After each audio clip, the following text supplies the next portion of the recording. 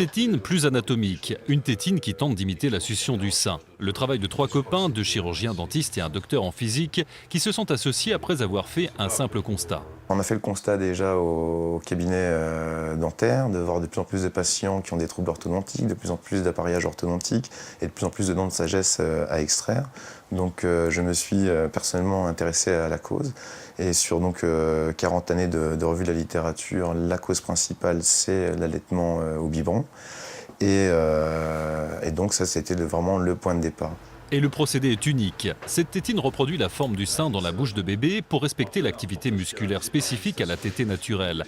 Car toutes les études le montrent, le biberon, et plus précisément la tétine, aurait des conséquences négatives sur la croissance de la bouche de l'enfant. C'est vrai qu'on parle à l'heure actuelle d'études qui ont été faites notamment en Scandinavie ou en Suède, où il est bien démontré que les enfants qui sont allaités pendant plus d'1 an, par exemple, ont beaucoup moins de problèmes d'orthodontie que des enfants qui ont été allaités très peu de temps ou nourris au biberon.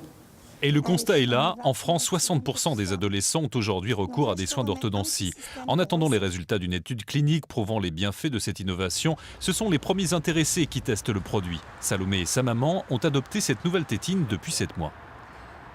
On verra dans 10 ans, je dirais. Mais moi, j'ai préféré faire confiance à cette technique-là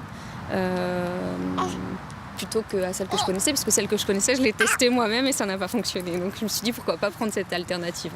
Commercialisé depuis quelques mois, principalement sur le net, ce produit imaginé en Lorraine et fabriqué en Haute-Loire espère aujourd'hui améliorer son réseau de distribution.